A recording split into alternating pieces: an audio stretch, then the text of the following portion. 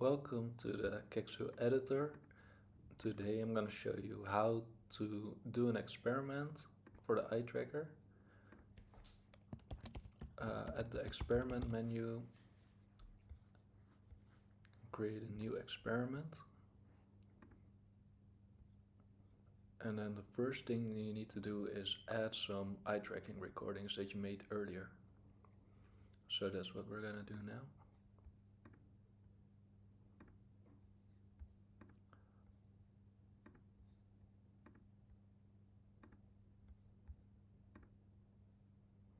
So now that you added some videos, you can mark areas of interest in the videos.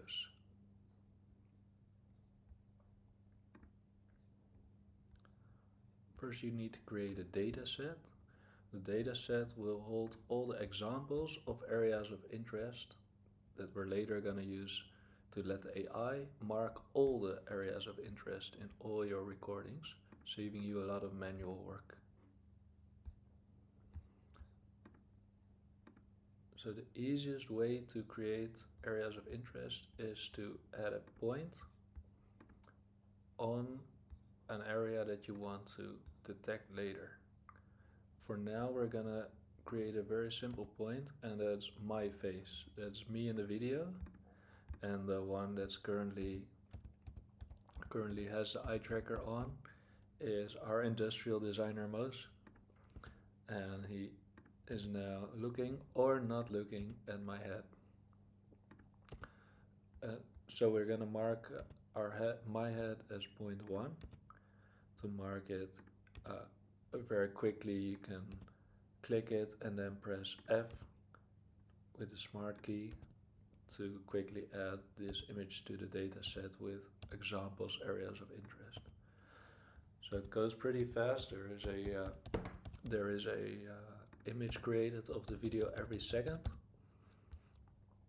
So for a 1-minute video there's 60 examples, and then you mark 60 points, and then the AI will do the rest. It will label all the frames in all the videos. And this is a little bit longer video, and we're gonna label about 50-60 examples, so the AI will have some good examples to learn our area of interest. But now we only have 1 point, but the nicest thing for experiment is to compare 2 points. So now we're going to compare point 1 and point 2. You can also select them with the mouse, but also with the 1 and 2 keys on your keyboard. And point 1 will be my head, and point 2 will be the pink head of the giraffe. So it's going to be a face-off between me and the pink giraffe, whoever attracts the most attention from Moos wearing the eye tracker. You can also skip ahead a little bit faster, going 10 seconds or even 60 seconds further in the video. If you have long videos, this is a lot faster. Sometimes nothing's happening, and then you want to skip to the part where my face or the giraffe face or anything you want to detect is visible, so you can label it. Now walking around our office a little bit. There's a giraffe again. See if we get a good example of the giraffe, and label the head of the giraffe as point 2. So then later we're gonna compare point 1 and point 2 and see who gets the most attention.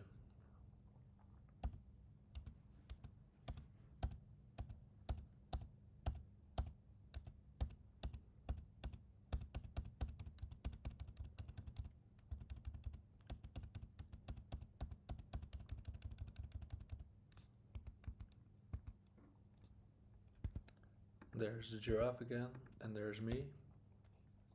And here they're both in view, so then it's easiest to use the smart keys to quickly switch between the labels. So now I'm pressing 1, click, 2, click, F to save. 1, click, 2, click, F to save. And then labeling is pretty quick. And a lot quicker if you would have to go through all the videos, through all the frames and see where someone's looking at, noting it down in an Excel sheet or something. Now the AI can do all that for you.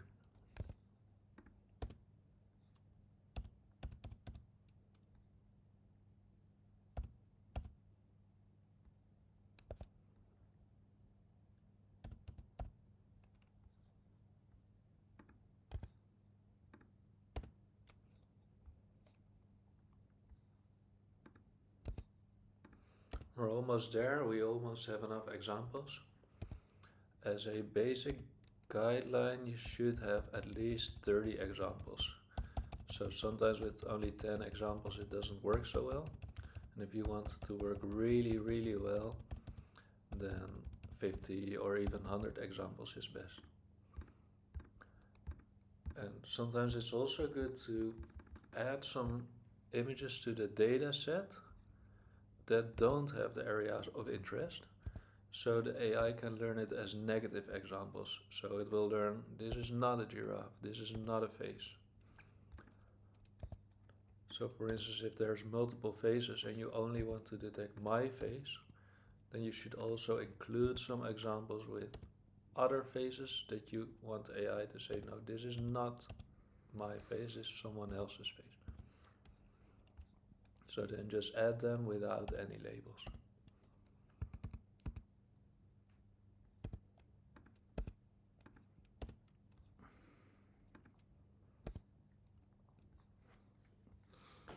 I think now we have about enough examples, so we're going to the next step, and that is training the AI. So it's very easy, just press train YOLO. And YOLO is the object recognition network, the computer vision AI that we're using to detect the areas of interest. And this training is taking pretty long. It's happening on a GPU server. So we skip. Now it's really fast in the video, but normally you have to wait about 20 minutes or half an hour, depending on how many example images you have. And after that you can use the AI that you train to analyze the videos. And that's also happening on a GPU server, also takes some time. Not as long as training the AI, and you can do a couple at the same time, so that's also saves time. But now you have to wait for the AI to do its magic and mark all the areas of interest in all the videos. Now we only have 2, but maybe you have 30 or even 40 experiments. And then you don't have to label them all, you can just select a couple of good examples from all kind of different examples from a couple of different videos, and then let the AI label them. And once the AI has labeled them, we can get the results, and we can see if Mose looked more at the pink giraffe or if he looked more at me.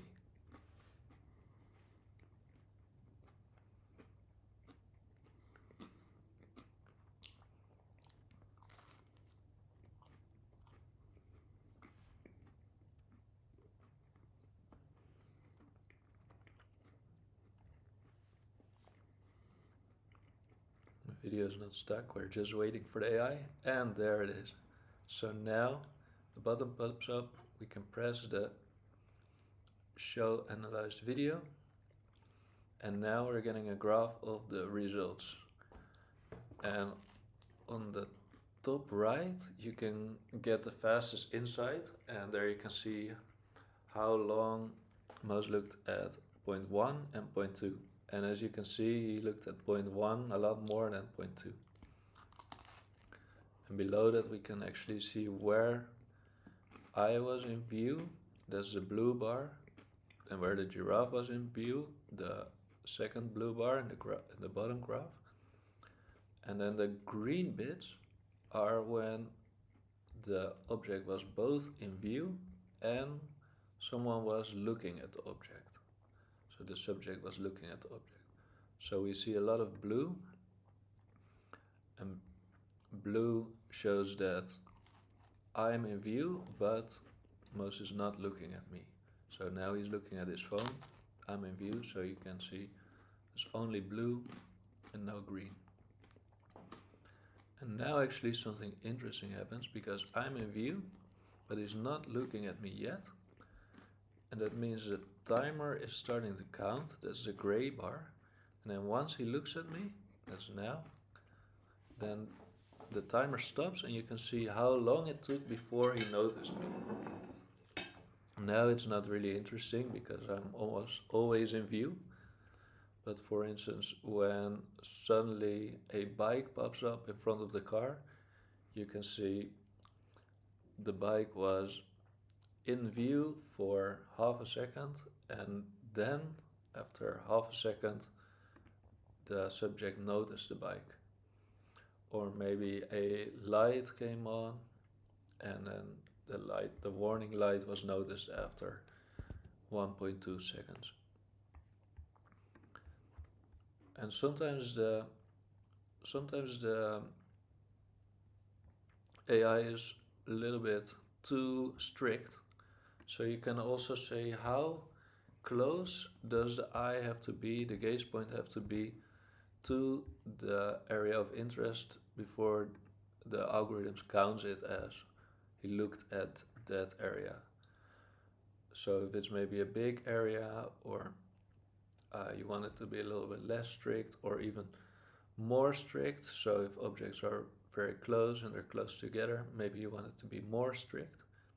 So then you can change the number of pixels that the gaze location has to be away from the center of the area of interest before it counts it as the subject gazed to that specific area.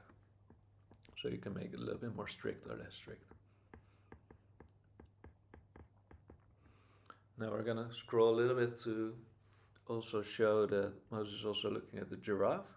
So here the giraffe comes in view, and now it's around the corner, and you can see it took him a very short time to notice the giraffe. Only 0.53 seconds. In the AI jobs, you can see what GPUs servers have run for you. So here you can see we just trained YOLO on the GPU server, we analyzed YOLO, and we analyzed YOLO again. And the dataset we just created is also visible in the dataset menu.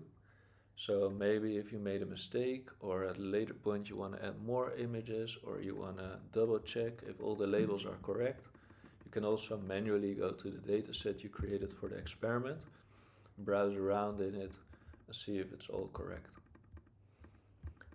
So here, for example, in the beginning we were labeling me, but we didn't decide yet that we labeled the giraffe, so we forgot some images in the beginning. Actually, the images in the beginning are here, they are at the end, because usually when you made a mistake, it's in the last bit you added most recently, so to edit the dataset it starts at the end instead of the beginning. So now we update the missing labels, and you can also remove an image from the dataset, or you can clear the points and maybe add them at a different location. Maybe you missed it a little bit. And then once you finish that, you can train YOLO again and you'll create a new AI. And you can this is adding a little bit more images from another video. Here is the same video because it's the same example. But for example, if you made 10 eye tracking recordings and later you made 10 more, but maybe the setting is a little bit different and the lighting is different, and then in the newer videos the AI doesn't pick it up so well, then later you can add some more videos and some more examples from the newer videos to the dataset, and then train YOLO again. And then you have an upgraded model that also works on the newer recordings. And once you did that, or if you already have an old recording, when you go to your eye tracking experiment, you can also open the view there